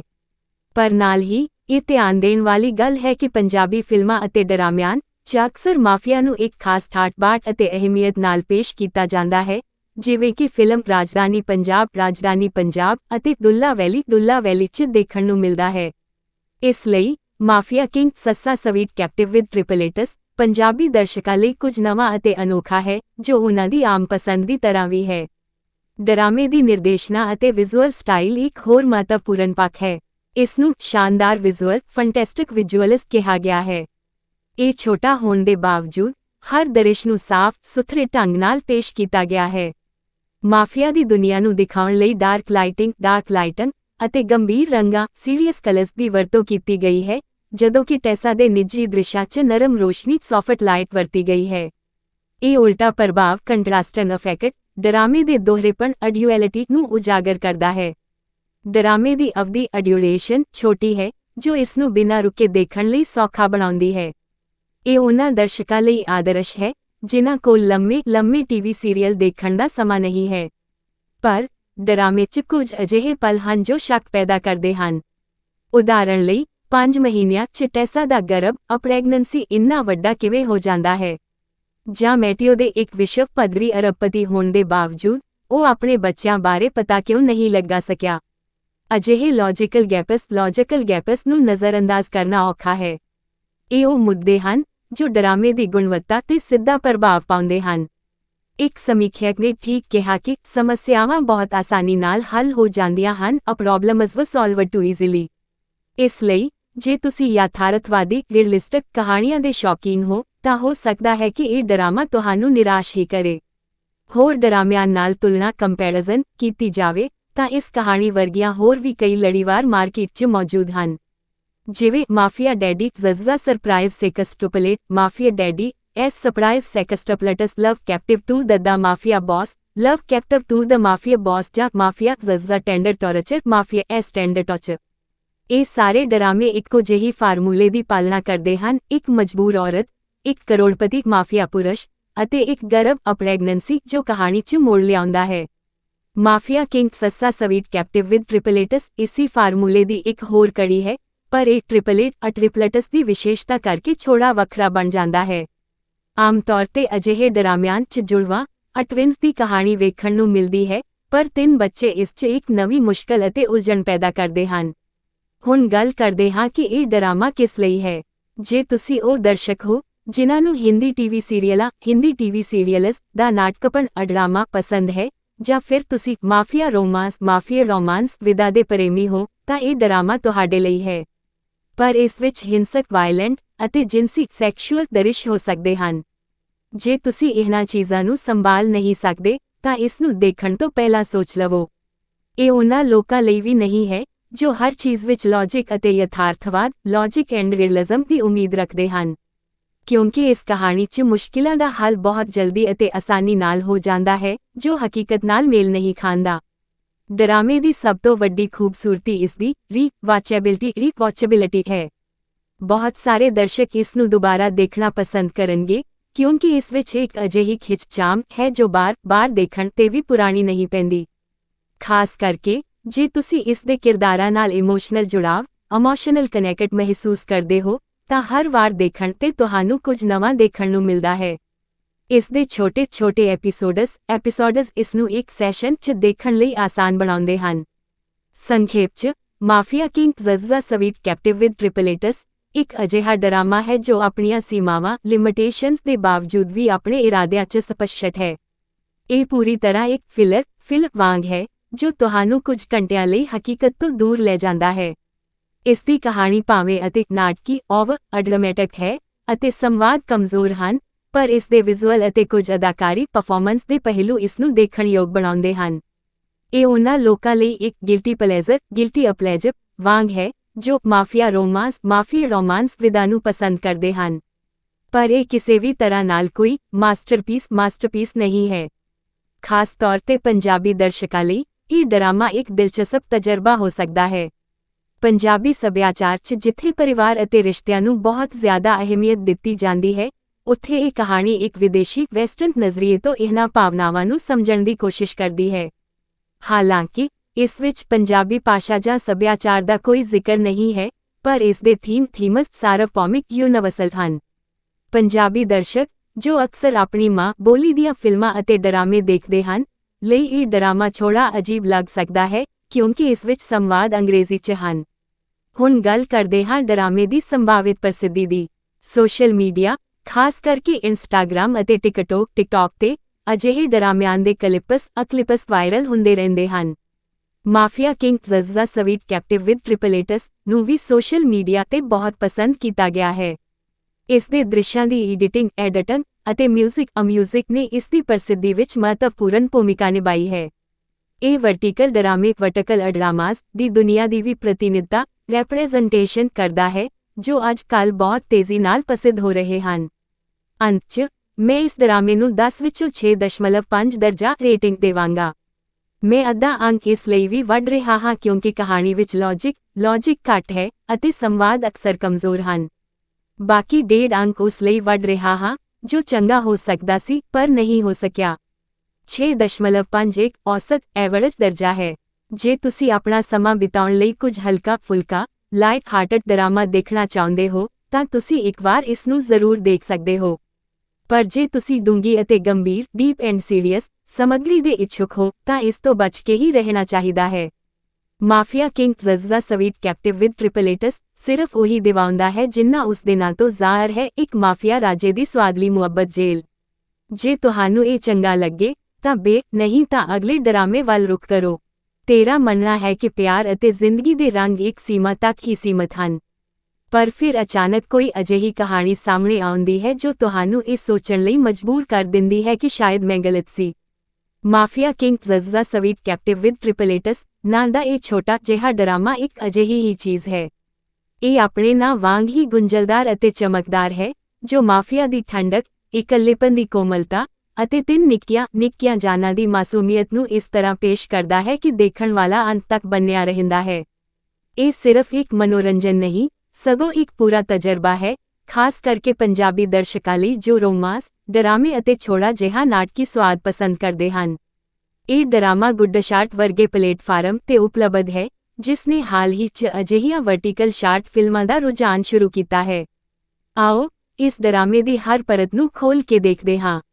ਡਰਾਮੇ ਦੀ ਕਹਾਣੀ ਜਿੰਨੀ ਸਧਾਰਨ ਜਾਪਦੀ ਹੈ ਉਨੀ ਹੀ ਪੇਚੀਦਾ ਵੀ ਹੈ।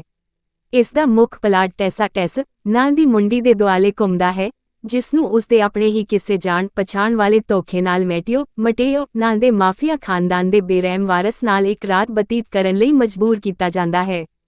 ਇਹ ਸਿਰਫ ਇੱਕ ਰਾਤ ਦੀ ਗੱਲ ਸੀ ਪਰ ਇਸ ਦੇ ਨਤੀਜੇ ਬਹੁਤ ਗੰਭੀਰ ਸਨ।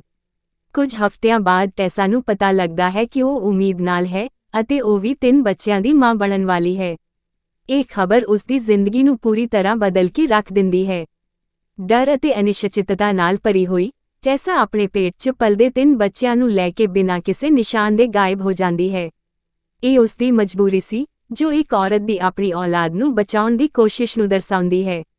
5 ਮਹੀਨੇ ਲੰਘ ਜਾਂਦੇ ਹਨ। ਇਸ ਦੌਰਾਨ ਟੈਸਾ ਨੇ ਆਪਣੇ 5 ਮਹੀਨਿਆਂ ਦੇ ਗਰਭ ਨੂੰ ਛੁਪਾ ਕੇ ਰੱਖਿਆ ਹੁੰਦਾ ਹੈ, ਪਰ ਉਸਨੂੰ ਇੱਕ ਹੋਰ ਸੱਚ ਦਾ ਪਤਾ ਲੱਗਦਾ ਹੈ ਜੋ ਉਸਦੀ ਨੀਂਦ ਉਡਾ ਦਿੰਦਾ ਹੈ। ਉਸਦੇ ਬੱਚਿਆਂ ਦਾ ਪਿਤਾ ਮੈਟਿਓ ਸਿਰਫ ਇੱਕ ਆਮ ਮਾਫੀਆ ਸਰਦਾਰ ਨਹੀਂ ਸੀ, ਸਗੋਂ ਅੰਡਰਵਰਲਡ ਦਾ ਸਭ ਤੋਂ ਖਤਰਨਾਕ ਰਾਜਾ ਵੀ ਸੀ ਅਤੇ ਇੱਕ ਵਿਸ਼ਵ ਪੱਧਰੀ ਸਾਮਰਾਜ ਦਾ ਅਰਬਪਤੀ ਸੀ। ਇਹ ਦੋਹਰੀ ਪਛਾਣ ਡੁਅਲ ਆਈਡੈਂਟਿਟੀ ਡਰਾਮੇ 'ਚ ਇੱਕ ਮਹੱਤਵਪੂਰਨ ਮੋੜ ਲਿਆਉਂਦੀ ਹੈ।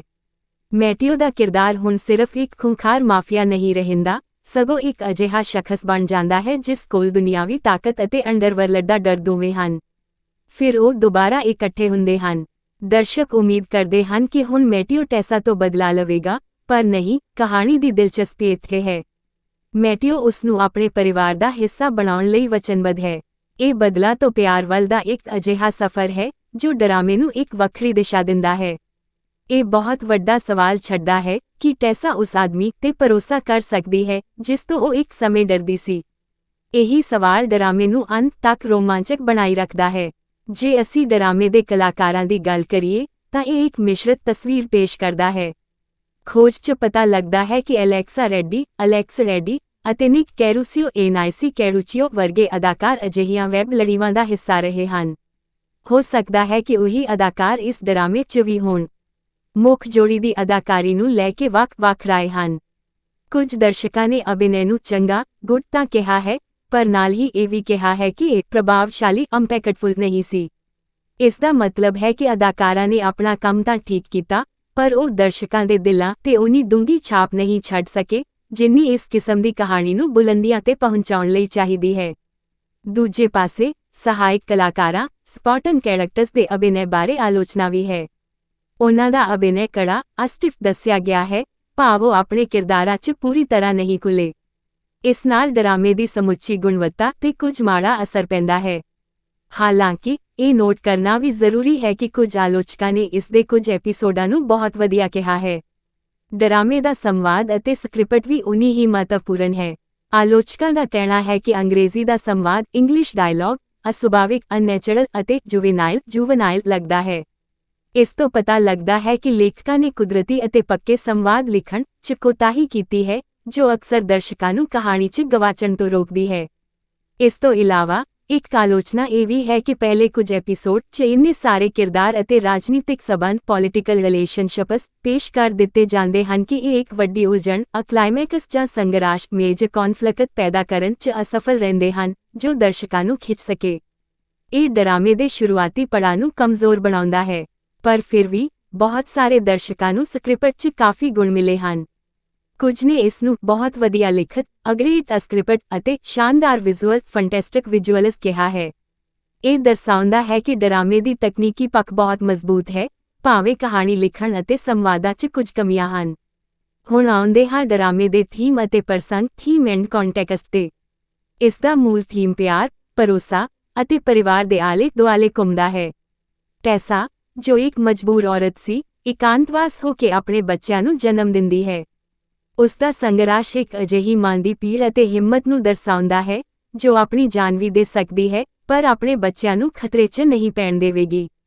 ਦੂਜੇ ਪਾਸੇ, ਮੈਟਿਓ ਦਾ ਕਿਰਦਾਰ ਇੱਕ ਅਜਿਹੇ ਸ਼ਖਸ ਨੂੰ ਪੇਸ਼ ਕਰਦਾ ਹੈ ਜੋ ਤਾਕਤ ਦੀ ਉਚਾਈ 'ਤੇ ਹੈ, ਪਰ ਫਿਰ ਵੀ ਉਸ ਦੇ ਅੰਦਰ ਆਪਣੀ ਔਲਾਦ ਅਤੇ ਪਰਿਵਾਰ ਪ੍ਰਤੀ ਪਿਆਰ ਅਤੇ ਜ਼ਿੰਮੇਵਾਰੀ ਦੀ ਭਾਵਨਾ ਜਾਗਦੀ ਹੈ। ਇਹ ਇੱਕ ਕਾਮ ਮਾਫੀਆ ਰੋਮਾਂਸ ਦੀ ਕਹਾਣੀ ਤੋਂ ਥੋੜ੍ਹਾ ਹਟ ਕੇ ਹੈ, ਜਿੱਥੇ ਸਿਰਫ ਐਕਸ਼ਨ ਜਾਂ ਰੋਮਾਂਸ ਹੁੰਦਾ ਹੈ। ਇਹ ਡਰਾਮਾ ਭਾਵਨਾਵਾਂ ਦੇ ਟਕਰਾਅ 'ਤੇ ਆਧਾਰਿਤ ਹੈ, ਟੈਸਾ ਦਾ ਡਰ ਅਤੇ ਮੈਟਿਓ ਦਾ ਦਬਦਬਾ। ਡਰਾਮੇ ਦੀ ਦਿਲਚਸਪੀ ਅਪੀਲ ਇਸ ਗੱਲ 'ਚ ਹੈ ਕਿ ਇਹ ਤਾਕਤ ਅਤੇ ਕਮਜ਼ੋਰੀ, ਡੇਂਜਰ ਐਂਡ ਵਲਨਰੇਬਿਲਿਟੀ ਨੂੰ ਇੱਕੋ ਪਲੇਟਫਾਰਮ 'ਤੇ ਪੇਸ਼ ਕਰਦਾ ਹੈ। ਇਹੀ ਇਸ ਦੀ ਖੂਬਸੂਰਤੀ ਹੈ। ਟੈਸਾ ਦੀ ਮਾਸੂਮੀਅਤ, ਉਸ ਦੇ ਪੇਟ 'ਚ ਪਲਦੇ 3 ਬੱਚਿਆਂ ਦੀ ਕੋਮਲਤਾ ਅਤੇ ਮੈਟਿਓ ਦਾ ਮਾਫੀਆਈ ਰੁਤਬਾ, ਇਹ ਸਭ ਇੱਕ ਅਜਿਹਾ ਦ੍ਰਿਸ਼ ਪੈਦਾ ਕਰਦਾ ਹੈ ਜੋ ਦੇਖਣ ਵਾਲੇ ਨੂੰ ਸੋਚਣ ਲਈ ਮਜਬੂਰ ਕਰ ਦਿੰਦਾ ਹੈ। ਇਹ ਸਿਰਫ ਭਾਰਤੀ ਪਰਿਵਾਰਾਂ 'ਚ ਹੀ ਨਹੀਂ, ਸਗੋਂ ਵਿਦੇਸ਼ਾਂ 'ਚ ਵੀ ਪ੍ਰਚਲਿਤ ਵਰਟੀਕਲ ਡਰਾਮਾਜ਼ ਦਾ ਨਵਾਂ ਰੁਝਾਨ ਦਰਸਾਉਂਦਾ ਹੈ, ਜੋ ਇਮੋਸ਼ਨਲ ਕਲਿਪਸ ਤੇ ਕੰਮ ਕਰਦੇ ਹਨ। ਇਸ ਤਰ੍ਹਾਂ ਦੀ ਕਹਾਣੀ ਪੰਜਾਬੀ ਦਰਸ਼ਕਾਂ ਨੂੰ ਇਸ ਲਈ ਆਕਰਸ਼ਿਤ ਕਰ ਸਕਦੀ ਹੈ ਕਿਉਂਕਿ ਇਹ ਪਰਿਵਾਰ, ਮਾਣ ਅਤੇ ਪਿਆਰ ਦੇ ਥੀਮ 'ਤੇ ਬਣੀ ਹੈ, ਜੋ ਪੰਜਾਬੀ ਸੱਭਿਆਚਾਰ ਦਾ ਇੱਕ ਆਮ ਹਿੱਸਾ ਹਨ। ਡਰਾਮੇ ਬਾਰੇ ਦਰਸ਼ਕਾਂ ਦੀ ਰਾਏ ਆਡੀਅנס ਰਿਐਕਸ਼ਨ ਕਾਫੀ ਵੱਖਰੀ ਹੈ, ਜੋ ਇਸ ਨੂੰ ਇੱਕ ਗੁੰਝਲਦਾਰ ਕਲਾਕਿਰਤ ਬਣਾਉਂਦੀ ਹੈ। ਇੱਕ ਪਾਸੇ, ਕੁਝ ਦਰਸ਼ਕਾਂ ਨੇ ਇਸ ਨੂੰ ਪੂਰੀ ਤਰ੍ਹਾਂ ਰਿਜੈਕਟ ਕੀਤਾ ਹੈ। ਉਹਨਾਂ ਦਾ ਕਹਿਣਾ ਹੈ ਕਿ ਸੀਰੀਜ਼ 'ਚ ਪ੍ਰਚਾਰਿਤ ਕੀਤੇ ਗਏ ਵਿਚਾਰ, ਥੀਮਸ ਬਹੁਤ ਖਤਰਨਾਕ ਅਤੇ ਗੰਦੇ ਡੇਂਜਰਸ ਐਂਡ ਡਰਟੀ ਹਨ। ਇਹ ਉਹ ਲੋਕ ਹਨ ਜੋ ਮਾਫੀਆ ਰੋਮਾਂਸ ਨੂੰ ਇੱਕ ਗਲਤ ਅਤੇ ਅਨੈਤਿਕ ਵਿਧਾ ਮੰਨਦੇ ਹਨ। ਨਾਲ ਹੀ, ਕੁਝ ਦਰਸ਼ਕਾਂ ਨੇ ਇਸ ਦੀ ਰੈਪੀਟੀਸ਼ਨ ਤੇ ਰੋਸ ਕੀਤਾ ਹੈ ਅਤੇ ਸੰਵਾਦਾਂ ਨੂੰ ਕਮਜ਼ੋਰ ਜੁਵਨਾਈਲ ਦੱਸਿਆ ਹੈ। ਇੱਕ ਸਮੀਖਿਅਕ ਨੇ ਤਾਂ ਬਹੁਤ ਤਿੱਖੀ ਆਲੋਚਨਾ ਕੀਤੀ ਕਿ ਕਹਾਣੀ ਉੱਪਰਲੀ, ਸੁਪਰਫਿਸ਼ਲ ਹੈ, ਅਦਾਕਾਰੀ ਚੰਗੀ ਤਾਂ ਹੈ ਪਰ ਕੋਈ ਖਾਸ ਪ੍ਰਭਾਵ ਨਹੀਂ ਛੱਡਦੀ ਅਤੇ ਪਲਾਟ ਕਮਜ਼ੋਰ ਪਲਾਟ ਵਾਸ ਨਾਟ ਇੰਪ੍ਰੈਸਿਵ ਹੈ। ਅਜਿਹੇ ਦਰਸ਼ਕਾਂ ਲਈ ਇਹ ਸੀਰੀਜ਼ ਸਿਰਫ ਸਮੇਂ ਦੀ ਬਰਬਾਦੀ ਹੈ। ਦੂਜੇ ਪਾਸੇ, ਡਰਾਮੇ ਦਾ ਇੱਕ ਵੱਡਾ ਫੈਨ ਬੇਸ ਵੀ ਹੈ। ਬਹੁਤ ਸਾਰੇ ਦਰਸ਼ਕਾਂ ਨੇ ਇਸ ਨੂੰ ਛੁਪਿਆ ਖਜ਼ਾਨਾ ਹਿਡਨ ਜੈਮ ਕਰਾਰ ਦਿੱਤਾ ਹੈ। ਉਹਨਾਂ ਨੇ ਕਮੇਡਿਕ ਟਾਈਮਿੰਗ, ਅਦਾਕਾਰੀ ਅਤੇ ਕਹਾਣੀ ਦੀ ਤਾਰੀਫ ਕੀਤੀ ਹੈ। ਕੁਝ ਦਰਸ਼ਕਾਂ ਨੇ ਇਸ ਨੂੰ ਬਹੁਤ ਵਧੀਆ, ਔਸਮ ਅਤੇ ਅਦਭੁਤ ਫੈਂਟੈਸਟਿਕ ਕਿਹਾ ਹੈ। ਇੱਕ ਸਮੀਖਿਅਕ ਨੇ ਆਪਣੀ ਖੁਸ਼ੀ ਦਾ ਇਜ਼ਹਾਰ ਕਰਦੇ ਹੋਏ ਕਿਹਾ, "ਬੱਚਾ, ਮੈਂ ਇਸ ਨੂੰ ਦੇਖਦੇ ਰੋ ਪਿਆ crying"। ਇਸ ਦਾ ਮਤਲਬ ਹੈ ਕਿ ਡਰਾਮੇ ਵਿੱਚ ਇੱਕ ਅਜਿਹੀ ਡੂੰਘੀ ਪਹੁੰਚ ਇਮੋਸ਼ਨਲ ਡੈਪਥ ਹੈ ਜੋ ਸਖਤ ਤੋਂ ਸਖਤ ਦਿਲ ਨੂੰ ਵੀ ਪਿਘਲਾ ਦਿੰਦੀ ਹੈ। ਇੱਥੋਂ ਤੱਕ ਕਿ ਇੱਕ ਸਮੀਖਿਅਕ ਨੇ ਇਸ ਨੂੰ ਸਾਰੇ ਸਮੇਂ ਦੀ ਕਲਾਸਿਕ ਕਿਹਾ ਹੈ। ਹੁਣ ਗੱਲ ਕਰਦੇ ਹਾਂ ਖਾਸ ਤੌਰ ਤੇ ਪੰਜਾਬੀ ਦਰਸ਼ਕਾਂ ਦੀ। ਪੰਜਾਬੀ ਔਰਤਾਂ ਆਮ ਤੌਰ ਤੇ ਮਜ਼ਬੂਤ ਔਰਤ, ਸਟਰੋਂਗ ਫੀਮੇਲ ਪ੍ਰੋਟੈਗਨਿਸਟ ਦੀਆਂ ਕਹਾਣੀਆਂ ਪਸੰਦ ਕਰਦੀਆਂ ਹਨ।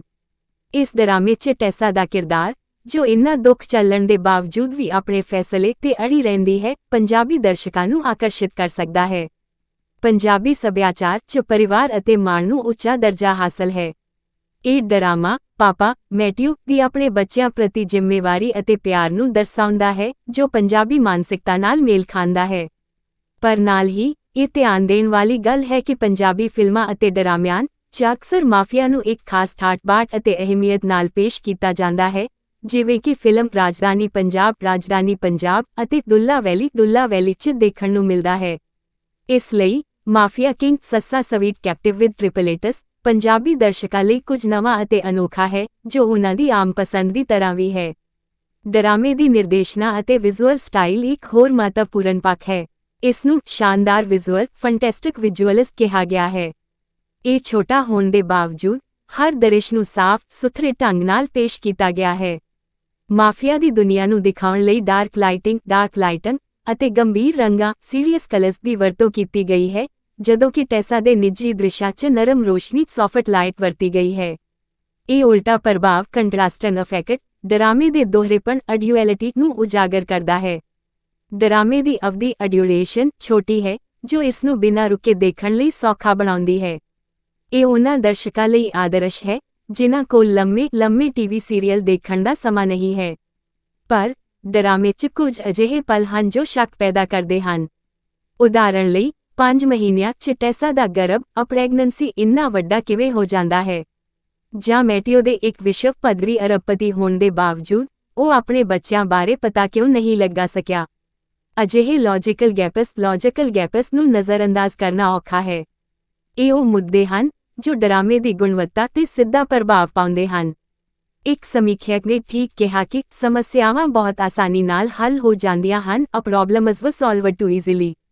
ਇਸ ਲਈ ਜੇ ਤੁਸੀਂ ਯਥਾਰਥਵਾਦੀ ਰੀਅਲਿਸਟਿਕ ਕਹਾਣੀਆਂ ਦੇ ਸ਼ੌਕੀਨ ਹੋ ਤਾਂ ਹੋ ਸਕਦਾ ਹੈ ਕਿ ਇਹ ਡਰਾਮਾ ਤੁਹਾਨੂੰ ਨਿਰਾਸ਼ ਹੀ ਕਰੇ।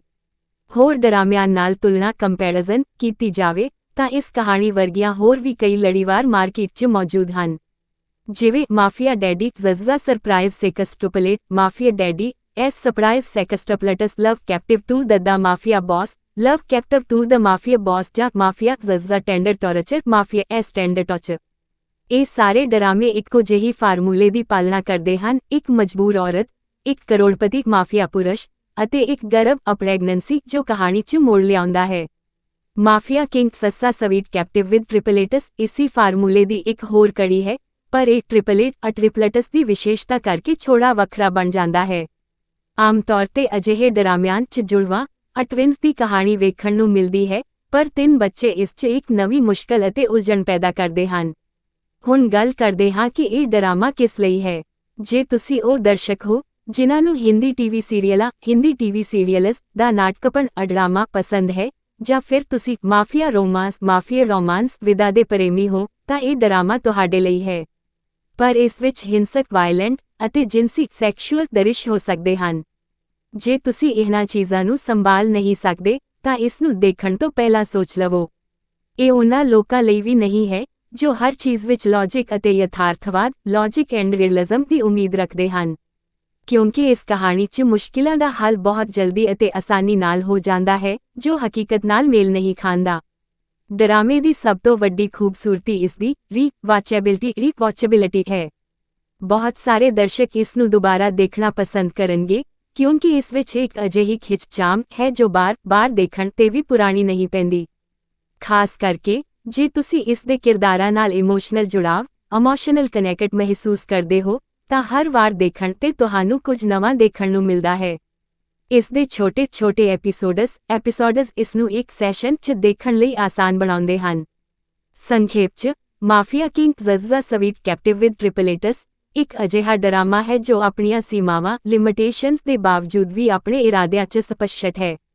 ਇਹ ਪੂਰੀ ਤਰ੍ਹਾਂ ਇੱਕ ਫਿਲਮ ਵਾਂਗ ਹੈ ਜੋ ਤੁਹਾਨੂੰ ਕੁਝ ਘੰਟਿਆਂ ਲਈ ਹਕੀਕਤ ਤੋਂ ਦੂਰ ਲੈ ਜਾਂਦਾ ਹੈ। ਇਸ ਦੀ ਕਹਾਣੀ ਭਾਵੇਂ ਅਤੇ ਨਾਟਕੀ ਡਰਾਮੈਟਿਕ ਹੈ ਅਤੇ ਸੰਵਾਦ ਕਮਜ਼ੋਰ ਹਨ, ਪਰ ਇਸ ਦੇ ਵਿਜ਼ੂਅਲ ਅਤੇ ਕੁਝ ਅਦਾਕਾਰੀ ਪਰਫਾਰਮੈਂਸ ਦੇ ਪਹਿਲੂ ਇਸ ਨੂੰ ਦੇਖਣ ਯੋਗ ਬਣਾਉਂਦੇ ਹਨ। ਇਹ ਉਹਨਾਂ ਲੋਕਾਂ ਲਈ ਇੱਕ ਗਿਲਟੀ ਪਲੇਜ਼ਰ ਵਾਂਗ ਹੈ ਜੋ ਮਾਫੀਆ ਰੋਮਾਂਸ ਵਿਧਾ ਨੂੰ ਪਸੰਦ ਕਰਦੇ ਹਨ, ਪਰ ਇਹ ਕਿਸੇ ਵੀ ਤਰ੍ਹਾਂ ਨਾਲ ਕੋਈ ਮਾਸਟਰਪੀਸ ਨਹੀਂ ਹੈ। ਖਾਸ ਤੌਰ 'ਤੇ ਪੰਜਾਬੀ ਦਰਸ਼ਕਾਂ ਲਈ ਇਹ ਡਰਾਮਾ ਇੱਕ ਦਿਲਚਸਪ ਤਜਰਬਾ ਹੋ ਸਕਦਾ ਹੈ। ਪੰਜਾਬੀ ਸੱਭਿਆਚਾਰ 'ਚ ਜਿੱਥੇ ਪਰਿਵਾਰ ਅਤੇ ਰਿਸ਼ਤਿਆਂ ਨੂੰ ਬਹੁਤ ਜ਼ਿਆਦਾ ਅਹਿਮੀਅਤ ਦਿੱਤੀ ਜਾਂਦੀ ਹੈ, ਉੱਥੇ ਇਹ ਕਹਾਣੀ ਇੱਕ ਵਿਦੇਸ਼ੀ ਵੈਸਟਰਨ ਨਜ਼ਰੀਏ ਤੋਂ ਇਹਨਾਂ ਭਾਵਨਾਵਾਂ ਨੂੰ ਸਮਝਣ ਦੀ ਕੋਸ਼ਿਸ਼ ਕਰਦੀ ਹੈ। ਹਾਲਾਂਕਿ ਇਸ ਵਿੱਚ ਪੰਜਾਬੀ ਭਾਸ਼ਾ ਜਾਂ ਸੱਭਿਆਚਾਰ ਦਾ ਕੋਈ ਜ਼ਿਕਰ ਨਹੀਂ ਹੈ, ਪਰ ਇਸ ਦੇ ਥੀਮਸ ਸਾਰਵਭੌਮਿਕ ਯੂਨੀਵਰਸਲ ਹਨ। ਪੰਜਾਬੀ ਦਰਸ਼ਕ ਜੋ ਅਕਸਰ ਆਪਣੀ ਮਾਂ ਬੋਲੀ ਦੀਆਂ ਫਿਲਮਾਂ ਅਤੇ ਡਰਾਮੇ ਦੇਖਦੇ ਹਨ, ਲਈ ਇਹ ਡਰਾਮਾ ਥੋੜਾ ਅਜੀਬ ਲੱਗ ਸਕਦਾ ਹੈ ਕਿਉਂਕਿ ਇਸ ਵਿੱਚ ਸੰਵਾਦ ਅੰਗਰੇਜ਼ੀ 'ਚ ਹਨ। ਹੁਣ ਗੱਲ ਕਰਦੇ ਹਾਂ ਡਰਾਮੇ ਦੀ ਸੰਭਾਵਿਤ ਪ੍ਰਸਿੱਧੀ ਦੀ। ਸੋਸ਼ਲ ਮੀਡੀਆ, ਖਾਸ ਕਰਕੇ ਇੰਸਟਾਗ੍ਰਾਮ ਅਤੇ ਟਿਕਟੌਕ ਤੇ ਅਜਿਹੇ ਡਰਾਮਿਆਂ ਦੇ ਕਲਿੱਪਸ ਵਾਇਰਲ ਹੁੰਦੇ ਰਹਿੰਦੇ ਹਨ। Mafia king Zazza sweet captive with triplets ਨੂੰ ਵੀ ਸੋਸ਼ਲ ਮੀਡੀਆ ਤੇ ਬਹੁਤ ਪਸੰਦ ਕੀਤਾ ਗਿਆ ਹੈ। ਇਸ ਦੇ ਦ੍ਰਿਸ਼ਾਂ ਦੀ ਐਡੀਟਿੰਗ ਅਤੇ ਮਿਊਜ਼ਿਕ ਨੇ ਇਸ ਦੀ ਪ੍ਰਸਿੱਧੀ ਵਿੱਚ ਮਹੱਤਵਪੂਰਨ ਭੂਮਿਕਾ ਨਿਭਾਈ ਹੈ।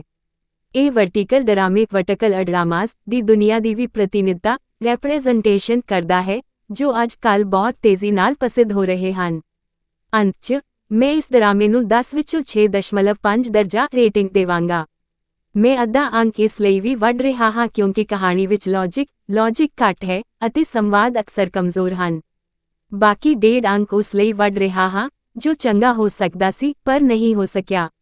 6.5 ਇੱਕ ਔਸਤ ਐਵਰੇਜ ਦਰਜਾ ਹੈ।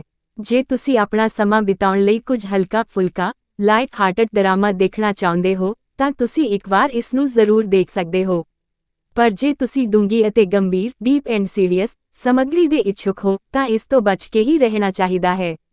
Mafia king Zazza sweet captive with triplets ਸਿਰਫ ਉਹੀ ਦਿਵਾਉਂਦਾ ਹੈ ਜਿੰਨਾ ਉਸ ਦੇ ਨਾਂ ਤੋਂ ਜ਼ਾਹਰ ਹੈ, ਇੱਕ ਮਾਫੀਆ ਰਾਜੇ ਦੀ ਸਵਾਦਲੀ ਮੁਹੱਬਤ ਜੇਲ੍ਹ।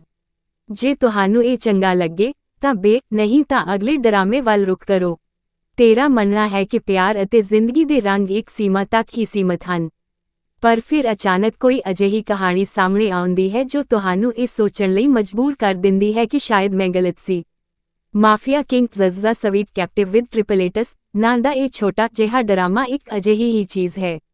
ਇਹ ਆਪਣੇ ਨਾਂ ਵਾਂਗ ਹੀ ਗੁੰਝਲਦਾਰ ਅਤੇ ਚਮਕਦਾਰ ਹੈ ਜੋ ਮਾਫੀਆ ਦੀ ਠੰਡਕ, ਇਕੱਲੇਪਨ ਦੀ ਕੋਮਲਤਾ ਅਤੇ ਤਿੰਨ ਨਿੱਕੀਆਂ ਜਾਨਾਂ ਦੀ ਮਾਸੂਮੀਅਤ ਨੂੰ ਇਸ ਤਰ੍ਹਾਂ ਪੇਸ਼ ਕਰਦਾ ਹੈ ਕਿ ਦੇਖਣ ਵਾਲਾ ਅੰਤ ਤੱਕ ਬੰਨਿਆ ਰਹਿੰਦਾ ਹੈ।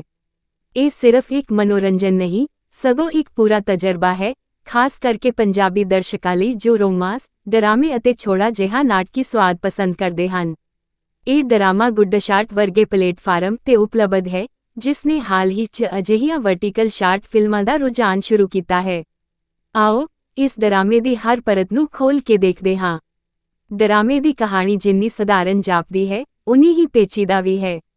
ਇਸ ਦਾ ਮੁੱਖ ਪਲਾਟ ਟੈਸ ਨਾਂ ਦੀ ਮੁੰਡੀ ਦੇ ਦੁਆਲੇ ਘੁੰਮਦਾ ਹੈ ਜਿਸ ਨੂੰ ਉਸਦੇ ਆਪਣੇ ਹੀ ਕਿਸੇ ਜਾਣ ਪਛਾਣ ਵਾਲੇ ਧੋਖੇ ਨਾਲ ਮਟੇਓ ਨਾਂ ਦੇ ਮਾਫੀਆ ਖਾਨਦਾਨ ਦੇ ਬੇਰਹਿਮ ਵਾਰਸ ਨਾਲ ਇੱਕ ਰਾਤ ਬਤੀਤ ਕਰਨ ਲਈ ਮਜਬੂਰ ਕੀਤਾ ਜਾਂਦਾ ਹੈ।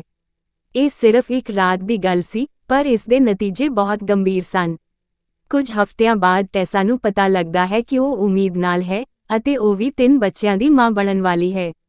ਇਹ ਖਬਰ ਉਸਦੀ ਜ਼ਿੰਦਗੀ ਨੂੰ ਪੂਰੀ ਤਰ੍ਹਾਂ ਬਦਲ ਕੇ ਰੱਖ ਦਿੰਦੀ ਹੈ। ਡਰ ਅਤੇ ਅਨਿਸ਼ਚਿਤਤਾ ਨਾਲ ਭਰੀ ਹੋਈ ਟੈਸਾ ਆਪਣੇ ਪੇਟ 'ਚ ਪਲਦੇ 3 ਬੱਚਿਆਂ ਨੂੰ ਲੈ ਕੇ ਬਿਨਾਂ ਕਿਸੇ ਨਿਸ਼ਾਨ ਦੇ ਗਾਇਬ ਹੋ ਜਾਂਦੀ ਹੈ। ਇਹ ਉਸਦੀ ਮਜਬੂਰੀ ਸੀ ਜੋ ਇੱਕ ਔਰਤ ਦੀ ਆਪਣੀ ਔਲਾਦ ਨੂੰ ਬਚਾਉਣ ਦੀ ਕੋਸ਼ਿਸ਼ ਨੂੰ ਦਰਸਾਉਂਦੀ ਹੈ। 5 ਮਹੀਨੇ ਲੰਘ ਜਾਂਦੇ ਹਨ। ਇਸ ਦੌਰਾਨ ਟੈਸਾ ਨੇ ਆਪਣੇ 5 ਮਹੀਨਿਆਂ ਦੇ ਗਰਭ ਨੂੰ ਛੁਪਾ ਕੇ ਰੱਖਿਆ ਹੁੰਦਾ ਹੈ, ਪਰ ਉਸਨੂੰ ਇੱਕ ਹੋਰ ਸੱਚ ਦਾ ਪਤਾ ਲੱਗਦਾ ਹੈ ਜੋ ਉਸਦੀ ਨੀਂਦ ਉਡਾ ਦਿੰਦਾ ਹੈ। ਉਸਦੇ ਬੱਚਿਆਂ ਦਾ ਪਿਤਾ ਮੈਟਿਓ ਸਿਰਫ ਇੱਕ ਆਮ ਮਾਫੀਆ ਸਰਦਾਰ ਨਹੀਂ ਸੀ, ਸਗੋਂ ਅੰਡਰਵਰਲਡ ਦਾ ਸਭ ਤੋਂ ਖਤਰਨਾਕ ਰਾਜਾ ਵੀ ਸੀ ਅਤੇ ਇੱਕ ਵਿਸ਼ਵ ਪੱਧਰੀ ਸਾਮਰਾਜ ਦਾ ਅਰਬਪਤੀ ਸੀ। ਇਹ ਦੋਹਰੀ ਪਛਾਣ ਡੁਅਲ ਆਈਡੈਂਟਿਟੀ ਡਰਾਮੇ 'ਚ ਇੱਕ ਮਹੱਤਵਪੂਰਨ ਮੋੜ ਲਿਆਉਂਦੀ ਹੈ। ਮੈਟਿਓ ਦਾ ਕਿਰਦਾਰ ਹੁਣ ਸਿਰਫ ਇੱਕ ਖੂੰਖਾਰ ਮਾਫੀਆ ਨਹੀਂ ਰਹਿੰਦਾ, ਸਗੋਂ ਇੱਕ ਅਜਿਹਾ ਸ਼ਖਸ ਬਣ ਜਾਂਦਾ ਹੈ ਜਿਸ ਕੋਲ ਦੁਨਿਆਵੀ ਤਾਕਤ ਅਤੇ ਅੰਡਰਵਰਲਡ ਦਾ ਡਰ ਦੋਵੇਂ ਹਨ। ਫਿਰ ਉਹ ਦੁਬਾਰਾ ਇਕੱਠੇ ਹੁੰਦੇ ਹਨ। ਦਰਸ਼ਕ ਉਮੀਦ ਕਰਦੇ ਹਨ ਕਿ ਹੁਣ ਮੈਟਿਓ ਟੈਸਾ ਤੋਂ ਬਦਲਾ ਲਵੇਗਾ,